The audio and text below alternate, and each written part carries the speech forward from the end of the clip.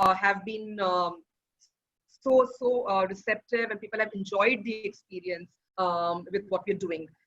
So today's session, we try to keep it light, but we also want to keep it insightful and meaningful, and something that we all talk about finding your purpose.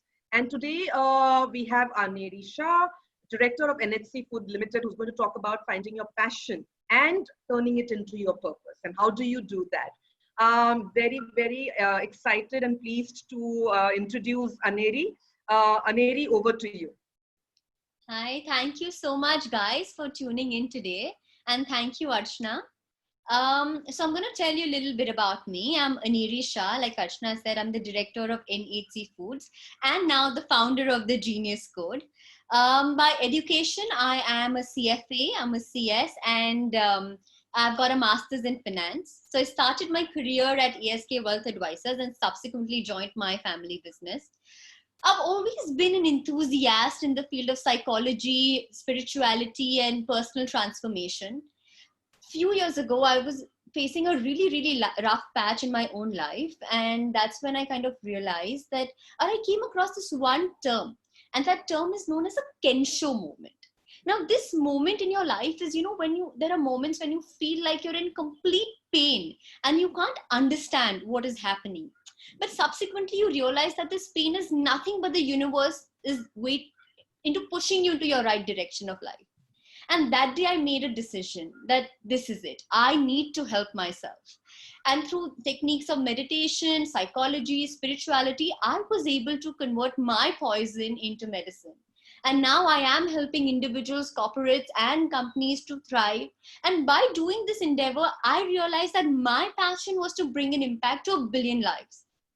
So now starting and talking about passion, I want to start by, asking you all that, we hear so many quotes on passion and purpose. And there's one very famous one by Steve Jobs.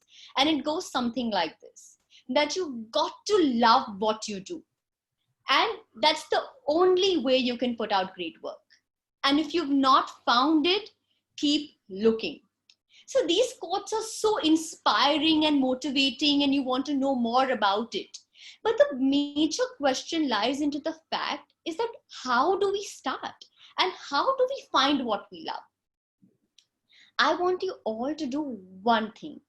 I want you to start this webinar by closing your eyes for just a moment.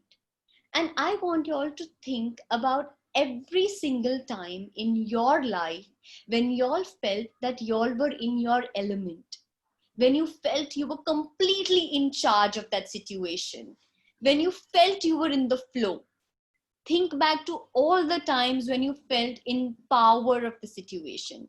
You felt love, you felt energetic, you felt that excitement. And when you're ready, open your eyes.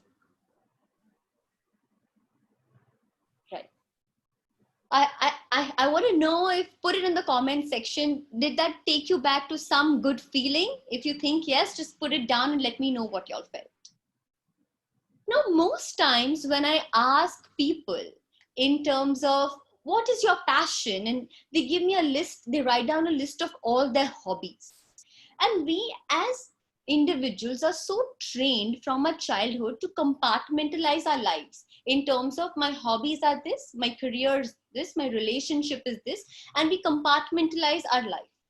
But then the true and the most important thing about passion is that passions are just environments in which we thrive.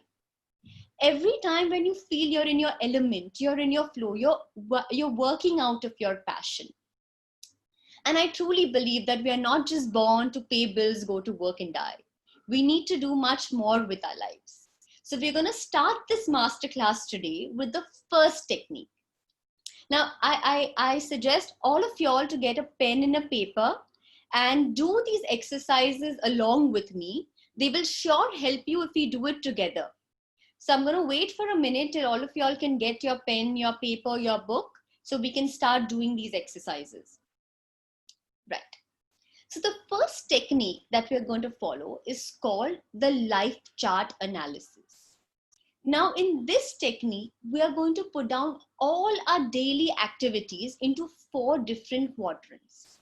Now, I'm going to share my screen and I'm going to show you one model, and I want you to start this exercise with me.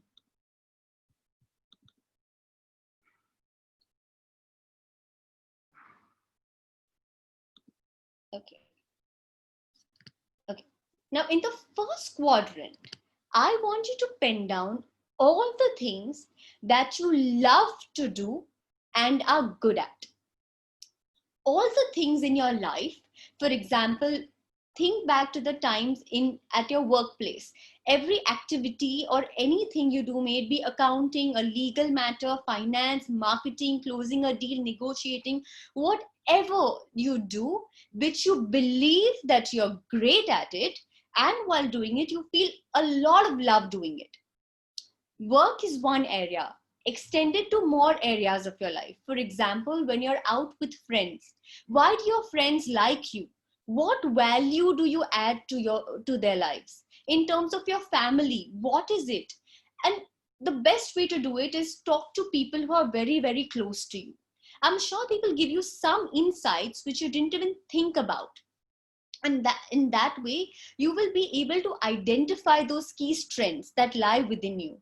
For example, you're good at organizing parties, you're good at getting people together, and you love doing it.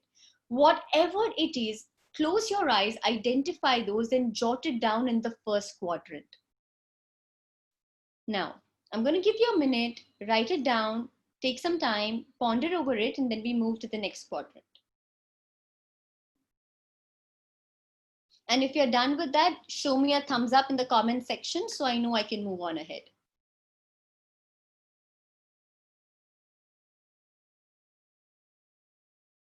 Okay. Now I'm going to go to the next quadrant. Now I want you to write down all those times or all those things that you don't love to do, but you're great at it. Now let me give you an example. Like I told you, I come with a finance background, hardcore number crunching. And that's what I do in my job every single day. I'm good at it and I love to do it.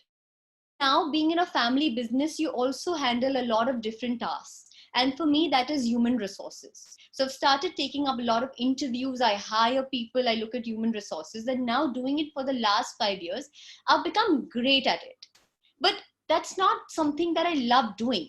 I do it every day because it's a part of my job profile, but I don't feel any underlying love towards it. So identify those areas. So these areas are, when I talk to most people or when I conduct seminars, most of the times these areas are what people do on a daily life. What they go to office and they do these tasks every day, but they come back and say, I do it because it pays the bills, but I don't love them. So whatever you identify in this quadrant, jot it down. Right. Now we'll go to the next quadrant. That is what you love, but are not good at. Now, what is this? Like, for example, I started the Genius Code and I had no idea about how to edit videos or make videos or social media content. But while I started learning about it, while I started understanding how to make videos, I realized that I liked doing it. I was loving the process. I wasn't great at it. I wouldn't call myself an expert at it. But given the time and the tools, I would really immerse myself to understanding these skills and building onto my skill set. So I'm sure there are areas in your life, if you have the time, if you have the tools, you would really immerse yourself to learning about these things because you love it. So whatever it is, write it down on the piece of paper, put it down on the quadrant. Right. I'm going to give you a moment there and then we'll move on to the last quadrant.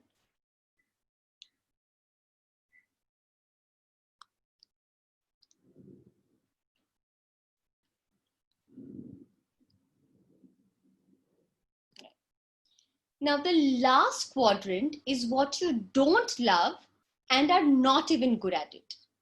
Now, these are, for me, that would be sales. I don't love sales. Sales really scares me and I possess no skill set in it. These are things, given an option, I would never, ever, ever do it in life. So identify all those areas in your life, all the things that you do which you A, don't even love, and B, you struggle to do it because probably you don't possess the skill sets, or you don't know what these areas of your life are. Whatever it is, put it down in the last quadrant. I hope you all have been doing this exercise along with me. Right. Now we're going to decode what each of these quadrants means.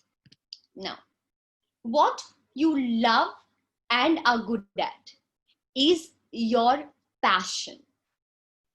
All the areas when you felt in your element, everything that you feel you're good at, you love, all comes under your passion. What you don't love but are good at generally pays your bills. That is what you do on a daily level. You may love or may not love it, but it sure does pay your bills. What you love but are not good at is your potential. So you can develop it, and if you develop it to a way, you can make that your passion as well. And what you don't love and are not good at is your daily tasks. And these are tasks which you should try to delegate to other people and do something which is out of your passion or potential. Now, most of the times there is an analysis, and if you also look at your quadrant, you will notice that most people spend most of their time in the last two quadrants, the one which is circled. And we do not realize that we don't live more out of our passion and potential, but we are living out of our needs. Well, there's nothing wrong with it. But if we want to live a true life of passion, fulfillment, happiness, we need to operate more out of the first two quadrants. And the reason we don't do that enough is that we've never really taken time for ourselves to sit down, to analyze ourselves, to analyze things that we love, to analyze what our passion is, to analyze what our potential is. And a technique like this will really give you some insight into understanding. And now let me give you an example. Sometimes people want to follow their passions and, completely go on to a different track. Well, that can be very, very rewarding, but it can also be very difficult to do. But if you notice, most successful entrepreneurs always tend to merge their passions with what they're currently doing. They don't compartmentalize their passions as just hobbies. Now, let me give you an example. Steve Jobs was obsessed over design. He loved design. And in his commencement speech in Stanford University, he said a very beautiful thing to all the graduating students. He said that I had dropped out of college, so I didn't have any classes to attend. So I would go and attend any class that I liked, and he was very passionate about design and calligraphy.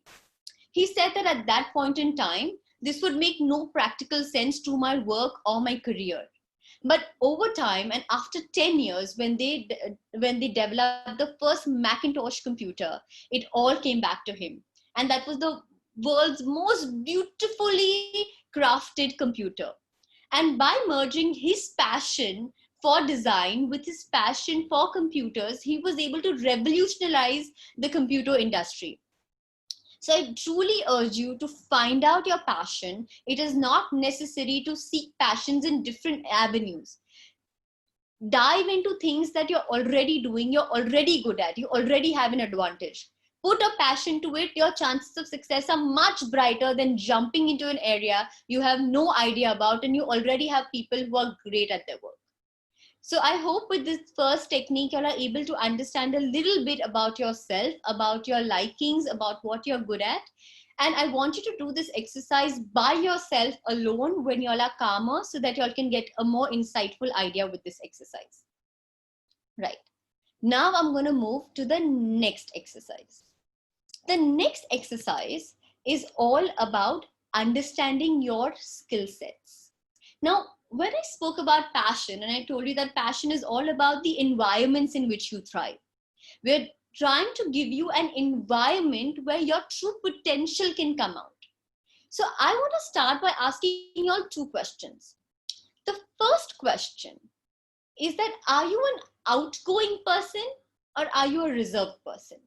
Now, let me explain what I'm trying to tell you by this. By an outgoing person, I mean that are you somebody who's the center of attention at a party, would make the plans, would get people together, is in lead, is in control, or are you a reserved person? And by no way I mean by confidence. I mean, are you an observer? Do you like to be in the periphery of things? Do you not like taking center stage? Identify in which area you fall, and you don't have to take extreme choices. There is no black or white to this. Be neutral about what you're saying. So whatever you feel, put it in the comment section. Do you identify yourself as somebody who is outgoing or somebody who is reserved? Now I'm going to ask you another question. Do you identify yourself as a task-oriented person or a people-oriented person? Now, let me explain what that means. Now, for example, if I was a task-oriented person, I would constantly be worried about other technicalities of this webinar, right? Am I on schedule? What is the time? Have I exceeded my time? Am I doing everything right? Is Archana okay with what I'm saying? Is the content flowing? Versus if I was a people-oriented person, I would constantly be worried about, okay, are people engaged with me? Are they listening to what I'm saying? Do they like what I'm saying? Am I connecting with y'all at a deeper level? So identify at which area you fall. You know, so many times if you're a task-oriented person and you do a job that is a people-oriented task, you sometimes feel guilty, you don't feel good about it. So whatever it is, try what you would do that would come to you naturally at your gut moment. Now, once you identify that, I'm going to show you a model and you need to place yourself in that model with these attributes. Now, the first thing is, if you have identified yourself to be a task-oriented person, and if you are an outgoing person, you're a dominant personality. If you're a people-oriented person and an outgoing person, you're an inspiring personality. If you're a task-oriented person and a reserved person, you're a collective personality. And if you're a people-oriented person and you're a reserved person, you're a supportive individual. Now, let me tell you what all these, let me give you traits of these individuals so you'll understand better. Now, the dominant personalities are the ones who are the doers, who are the drivers, who are the decision makers. They need everything on task, on time. They need everything to go as per plan. They are ready, fire, aim. That is how they work. And for such people to really, really prosper, need an environment which gives them this leadership power to really, really thrive. So understand what we are trying to do here. We are trying to identify your personality, and based on your personality, we are trying to give you an environment. And when you get the right environment based on your personality, whatever your passion is or whatever you've identified as the thing that you love to do, you will really thrive in that area. Now, second, if you're a people and an outgoing person, you're an inspiring personality. Now, these people are the ones who are all about talk, talk, talk, talk. They're the negotiators, they're the influencers, they are the ones who really like to make an impact. And if that talk is nurtured properly, that will really, really help them to thrive in life. So if you identify yourself as an inspiring personality, you need to give yourself that environment in which your ideas, your thoughts are really, really valued. Now, next, we're going to talk about the task-oriented and the reserved people. And we call these are the calm people, the collective people, the cautious people. You know, we all have friends, you know, when you send them text messages and they come back to you saying, hey, these were the grammatical mistakes and these were the spelling mistakes that you made in this email. So such people who are focused on their task, you know, they're focused on quality, they're focused on details. They are the collectives. And people like this are more like coders, designers, quality control, and they're completely focused on their task. If you identify yourself as a collective, please map yourself down on this task. Now you've seen that you have the dominant personality. They're the ones who make sure you have a plan. Then you have the inspiring personality who make sure that other people buy into your plan. You have the collective personality who makes sure that the plan or the product is great. And then you have the supportive personality, that is people and reserved. And they are the ones who make sure that the team works, that the overall team is working well. They're the people you want to go to your organization to just get a hug from, or they're the one who iron out issues and make everything smooth and functioning. So I hope you've understood what is your personality type through this diagram. What we are trying to do here is that as an entrepreneur, you can't be everywhere. You can't be doing everything. If you do that, you're at one point, you're going to feel so frustrated and you're going to really forget why you really started doing what you're doing. But when you do what you are great at and do more of it, your passions are really going to come out. So by this exercise, you will see that we identified your passion earlier on. We mixed it and gave you that environment where your passion can grow and thrive. And this is where true magic takes place. So I want you to do these two exercises also by yourself later at home, so that you can really sit down with yourself in self-introspection. Now, we've learned these two techniques. Now I'm going to go to the third technique.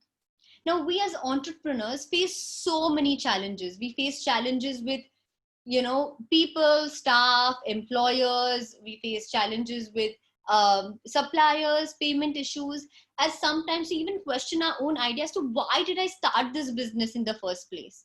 Or sometimes we're struggling with, just ideating about starting a new business, a venture, a product line. So what happens in a case like that? You feel lost and you need to take some good decisions. At that point, this is the tool and technique which is my go-to. I call it accessing altered states of consciousness. Now, what do I mean by that? We can all access different levels of our minds to make some good decisions. And whenever we feel stuck in life, for example, you don't know what your passion is, or, you started a passion project, but you don't feel passionate about it anymore. You feel lost. And by this, I'm going to teach you all one technique. Now, a very simple way of lowering your mind to be more relaxed is called the countdown approach. So every time you want to get into some decision making, for example, even before you're going to start doing these two exercises, because I'm sure even though I spoke about these exercises, most of your papers would be blank. I don't think you've even done like justice to it, or you would have probably filled only 20%. But to really get into your element, to get into your flow, we need to go to a brain frequency, which is called the alpha frequency. Now, at this frequency is generally when you're more relaxed, you're calm, you're meditative, you feel good about yourself. So at that point, I want you to do one thing. Every time when you wake up in the morning, the first thing I want you to do is not look at your cell phones, because that's what we do at all times. Your brain at the first 5 minutes of the morning are already in a very nice and relaxed frequency. So you wake up in the morning and count backwards from 100 to 1. Do that every single day. And when you do that, you'll realize that you feel more relaxed, you're breathing properly, you feel good. Once you get to that stage, I want you to close your eyes and think about all the challenges you're facing, all the crucial decisions that are troubling you. You can't find your passion, you don't know what you're doing, an employee issue, whatever it is, whatever is frustrating you, it's troubling you. Close your eyes and think about it. After you do that, I want you to then think about any action that you're taking in that decision. So I want you to think about any area where you feel that you made some progress in terms of taking small actions, telling the universe that, yes, I'm addressing this issue. And after you do that, I want you to think about the final outcome. That could be, oh, you found your passion, you found your calling, you understood why you started to do this. And if you make that a habit and do that on a daily basis, you will realize that you solve most of your problems by doing this on a daily basis. Now, once you do that and then do these two exercises, I'm sure you'll be able to find your passion.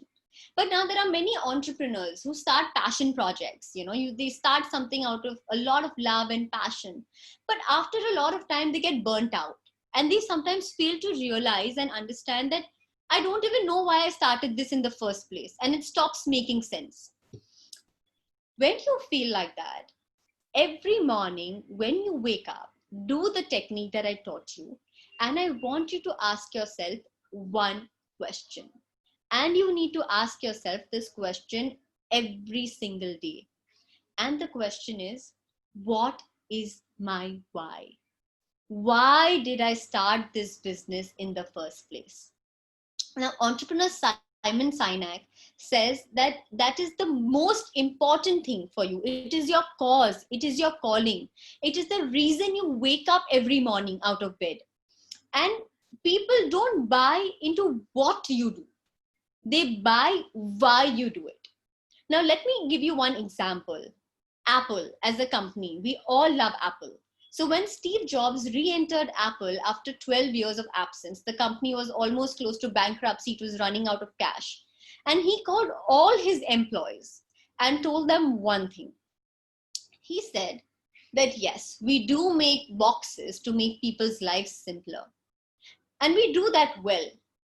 But what we do with a lot of passion. And people with passion have the ability to change the world. And understand this thing.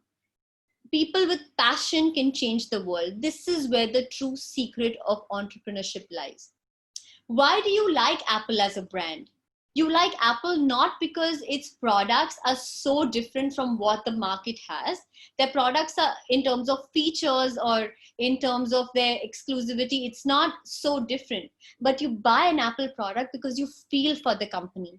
You feel attached emotionally to the company. You buy into their core values. And that is what really drives you every day. So every time when you think about your why, you will realize that you will connect to your audience in a better way. Now, your why cannot definitely only be a product or a service. Your why can be something bigger. It can be a mission. For example, I heard one interview of the CEO of Starbucks. And he spoke for an hour and he went on to talk about all the things, but he didn't even mention the word coffee once. And when they asked him that, what about coffee? That's your product. He's like, yes, but coffee is not what I started Starbucks for. He started Starbucks because he wanted to make a third place between your home and your work and give you an environment. He's like, everybody can sell a cup of coffee, but it takes a true innovator to create an environment. His mission was stronger than anything else. And we as entrepreneurs get so stuck with our mundane daily lives that we forget the true reason or the true potential or the main reason of starting the business in the first place. So do this task every morning, go back to your why, refresh it. It's like a flame that you have to keep rekindled, you have to keep, giving it that protection, and that's how it's going to grow. A very simple example with me, when I started the Genius Code, everybody told me that social media marketing is key. You need to market yourself. You need to do all of that. And it really hassled me because social media marketing is not my thing and I can't do it. And people said, you need to get so many followers and X number of followers. And I got so hassled when I saw people with, 50,000 followers and 1 lakh followers. And I was like, I don't know how I'm going to compete. And I reached a point where I thought that probably this is not for me and I should give up. And that's when I did this exercise and I realized that I didn't start this business to be a social media entrepreneur or social media influencer. I started this with a mission to impact people and to bring a change into people. And if I can do that and do that well, I know that people will come to me. And that was key. So I hope that this technique really helps you in ways to identify your passion, help you rekindle your passion. So I hope till now we've been good in terms of 3 areas of life. That is how to find your passion, giving you an environment, and also how do you use your mind and altered states to find out your passion and potential. Now I'm going to tell you one last little secret, and that is called my Genius Code. Now, most successful people, Leonardo da Vinci, Steve Jobs, Elon Musk, Tesla, all of them had one very special genius code. which really help them make the impossible possible. Now, think of yourself as a mass of energy and you think on frequencies. And for example, your goal is to listen to 93.5 Red FM. That is your goal. And if you turn on the frequency on your radio at 93.00, is there any way you're going to get to your goal? No, you're just going to hear a blank voice. But when you tune that frequency to 93.5 Red FM, which is your goal, you're really going to be able to tune into that frequency and reach your goal. But most people are not able to do that. Most people are not able to reach. You make goals every morning. You make goals on, I want to buy a house, I want to go on a holiday, I want to spend enough time with my family, but we fail every day. The only reason we do that is because we thrive on excuses. We give ourselves new excuses every day for not doing that thing. But now I'm going to share this little genius code with you. And it's a very simple code which we don't follow every day. And the code is, the only way to reach excellence and your goals in any area of life is to make a committed decision. And only when you make a committed decision, your entire life will change. You will go to that higher frequency. You're only focusing on that one thing. And by that, you're shutting off all your past notions and you're putting every thought, energy, feeling to that one goal. I'm going to give you one small little example of how I use it in my own life. Now, like I told you, Arshna, I've got some comment which I can't see. Okay, so let me continue this example first. What I'm trying to say is that when we focus he wanted you to repeat the genius code bit, I think. Can you repeat the code? Okay. So the only way to make anything possible is by making a committed decision.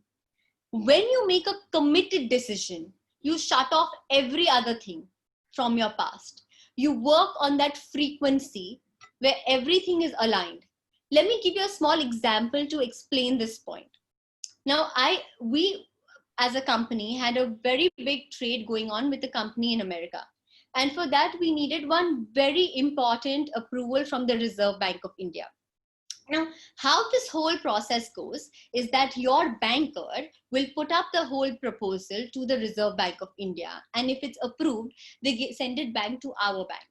Now, the entire process is very long and tedious, and you know how our Indian banking system works. And we did not have so much time. I decided that 4 months had already lapsed and we'd not heard from our banker or the Reserve Bank. We wrote to them multiple times, but nothing came out of it. I decided that day that I will go personally to the Reserve Bank of India and get the approval. And when I made this committed decision, I had absolutely no idea how I was going to do it. I didn't know. I had never met anybody in RBI. I had no idea. So like a very charged, energetic person, I took a train, went to VT station, and in my head, while I'm walking towards Reserve Bank, I'm constantly thinking that I'm going to come back and I'm going to get this sanction and I'm going to get the approval. I entered the Reserve Bank and there the watchman tells me that, ma'am, we only allow bankers and no customers are allowed to enter the Reserve Bank of India. So I stood there for almost 2 hours explaining the gravity of the situation to the watchman that you need to understand and let me in. But he didn't budge. I asked him to call somebody and he didn't do that. He told me one thing, get a banker, get a banker, get a banker, and he didn't listen to me. But I wasn't ready to give up. I called up every banker I knew in every bank possible. And I told them, please, I'm stuck. Can you come with me? Can you help me? And I was rejected by 13 people and all of them refused, saying that we can't come to RBI and what are you wanting us to do and we can't break protocols. I didn't know what to do, but I was still determined and I didn't want to give up. I went outside RBI and I saw a lot of people wearing those RBI badges. And I spoke to literally 50 people saying that, can you please take me up and make me speak to somebody who can help me? But I was rejected by all of them again. Sitting outside in the RBI reception, I wrote mails to every single person I had already written almost 50,000 mails to them earlier, but I was still writing and calling and nothing was happening. But my determination was strong. I started walking outside RBI thinking what to do, and I had no idea. And I saw one branch of Axis Bank. So I didn't know what to do, and I thought, let me just go in and ask for help. I went to the bank and I went to the Forex department and I told them that this is my issue. Can you help me? And all of them refused with stupid excuses saying, we are busy. This is our cutoff time. We are not equipped. We can't help you. But I didn't move. I kept standing in front of them for 15-20 minutes. And they realized that I was determined. They said that, okay, wait and hang on. We'll solve your issue after this is done. I waited for 6 hours in front of them because I was not ready to leave and I was determined. I feel that somebody felt bad for me, that this girl is so passionate and determined that let's help her in any way possible. At almost 6:30 p.m., after spending the whole day just figuring things out, one person from the bank said, I'm going to RBI for a different case. I heard about your thing. I just happened to be going there. I'll take you along with me. I got an entry to RBI. Luckily, I met the same officer who had my file. I sat with her for another 2 hours and I explained the whole case details to her. She took down my phone number and in the next 2 days, I got my sanction. And in any other case, this would have taken 8 to 9 months for anything to happen. And that officer herself told me that if you wouldn't have come here, I don't think I would have seen this for at least another 6 months. So what I'm trying to tell you here is that if I wasn't committed enough, I would have left when the watchman rejected me, when the banker rejected me, when employees rejected me, and I would have definitely given a blind eye to Axis Bank and I would have just crossed it and gone home because I would have probably been so dejected. But my mind, my body, my soul, my emotions were all so determined onto that one task. And that is the only way I could make something so impossible possible. And when I tell this story to any banker or anybody in the finance industry, they are surprised as to, we've never heard anyone do this before, but we are happy to know that you could do it. And that's how you make the impossible possible. So learn how to make committed decisions a habit. And when you do that, anything you want in life is possible. So I really hope you guys have enjoyed this webinar and I was able to help you in any way because my passion is to really impact 1 billion lives. And I want to start with all of y'all and I hope y'all have found some value, and even if like a small teeny bit of impact is great, if that's something that I could have managed to do. I think very brilliant. I always say that Aneri is the firecracker in Ascent, always full of energy, and that's what we kind of find a lot of motivation from there. At this point, I think we'll start taking questions. And of course, there are some very encouraging words which says, Aneri, you're great. So good, so good. Words coming your way. This was an eye-opener concept, and I came to know that you are an inspiring person. I'm not a doer. What's yours? What you say? Do I have to hire who's actionable? Because I'm not a doer. Do I have to hire anybody who's actionable? That's the question. This is from Harish Panchal. Okay. So, see, I'll tell you one thing. Okay, when you say that you're not a doer, you need to somewhere at least have a concept in mind. Maybe if you can't execute it, it's fine to get somebody else on board. But for that, you at least need to have a vision. And if your vision is strong, if your vision is great, you can delegate other tasks. But you can't delegate the vision. The vision, the mission, the aim, the goals, the commitment has to be yours. And with that going strong, you can get anything done from anybody else. I hope that answers the question. Okay. There's a question from Sukhbir. Please, can you give some first-hand real-life examples where this has been implemented? Maybe in your own life or where you have helped someone achieve this. I don't know what they mean exactly by this. So which part of, which part, which I don't know. I don't know, that has not been specified. Maybe we can ask Sukhbir to ask an audio question directly to Aneri. Yeah. Can we make that happen? Maybe they can ask directly. He wants to know some first-hand experience of a particular thing. Not sure which Yes. one. If you know, Sukhbir, if you can give some more insights into which part you series you want some insights, I could. Yeah. So here we have Sukhbir. Sukhbir, please go ahead, ask your question to Aneri, and if you can unmute yourself from your end, please.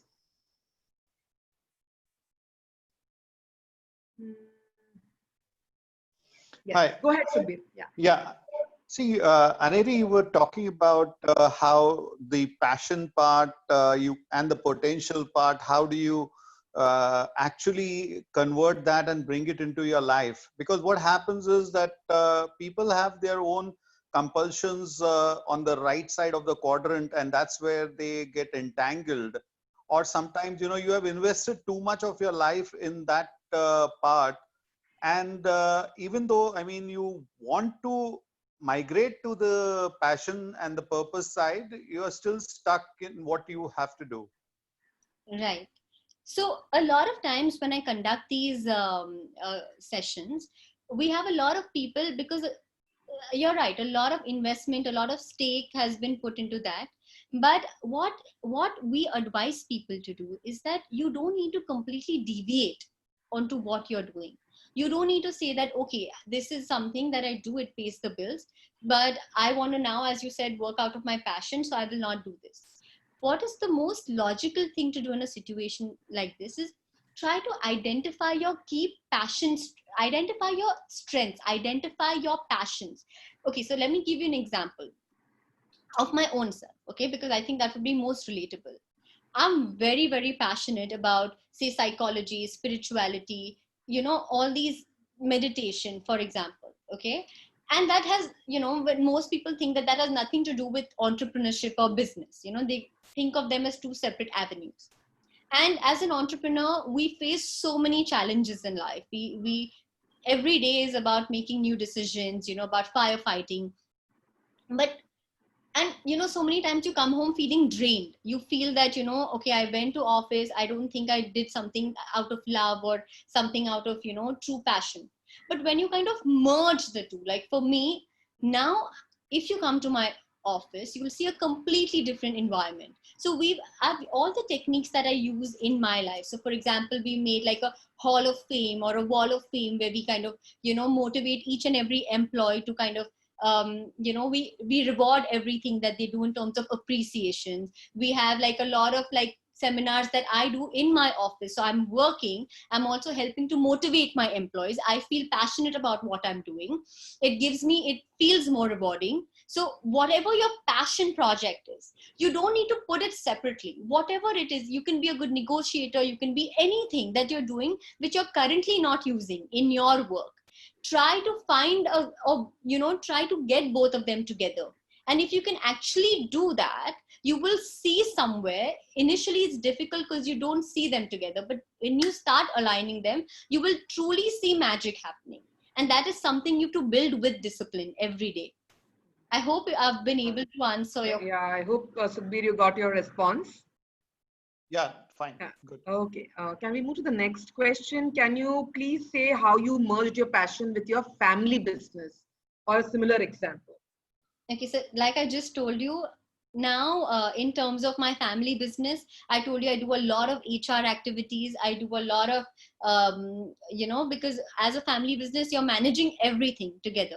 But for me, my passion in terms of, you know, helping other people, in terms of, you know, building a culture which is so conducive, working out of love, I was able to change my complete work environment in terms of how we function. I could instill a core culture. I instilled the way we operate and the way we function is so different from what we used to do earlier. So that also came by me realizing my passion and trying to merge it, because I never took this interest in my own environment earlier before I truly realized that this helped me. So it is an extension of the probably extension of the same question. How can we align our employee passion with our company goals and visions? Right. So now that is something that will work top down, in terms of you need to first sit down and identify what is your core values. you need to sit down and do this exercise with your team, your management, the board of directors, in terms of what you value most and what your company stands for. Only when you do that is when you can align it with your employees, and you need to create a value which also aligns to your employees' values. You need to work as a team. If you're not working as a team, if you're not looking after them, there is no way they're going to align with what you want to do. But be sure of your core values and you stick to them first. If they see you setting that example, you need to then, looking at you and seeing that example, they too will eventually merge into that. But you need to keep reiterating that. There's a question from Vignesh, but I'm unable to understand what he is asking. So is there a way, Ruchika, can we get Vignesh to ask the audio question directly to Aneri? Because this one I'm unable to understand. So it'd be nice if Vignesh can ask. So, I mean, thank you for that, Asna. And the thing is that, the author kept talking about, 1 billion people being influenced as part of her goal. I am a little intrigued by that, not being critical at all, or not being judgmental at all by any means. But I'm just thinking, how did that number come into the picture? Because that seems to be the least, should I say, logical bit of her passion. Otherwise, everything else makes sense. Yeah. So, what would you have done if the world population was 500 million? Is kind of the question. How would you actually influence 1 billion people? Yeah. See, I'll tell you something, sometimes in terms of, yes, you have to have achievable goals, you have to have realistic goals. I get that. This is just something, when I agree that 1 billion is a number far-fetched. Maybe I don't know if I'll be able to ever achieve that number. I know all of that. But it gives me that motivation, that starting point to reach somewhere, to reach something. I don't want to keep mediocre goals saying that, okay, even if I'm doing this, I'm okay. This is just something that works for me as an individual. It's something that motivates me as an individual to wake up every day and try to work harder and to put out good work. So I think this is more of a very individualistic goal versus something that, So if I say that, you want to keep something so far-fetched that you will not probably reach it in, let's say, next 2 years, and you will fall out of it. Is that the correct understanding? See, at least for me, how I work is when I talk about a billion lives, in my head, when I'm setting this goal, I'm not going with the number exactly. A billion to me is more about a lot of people where I can, I'm not talking number specific.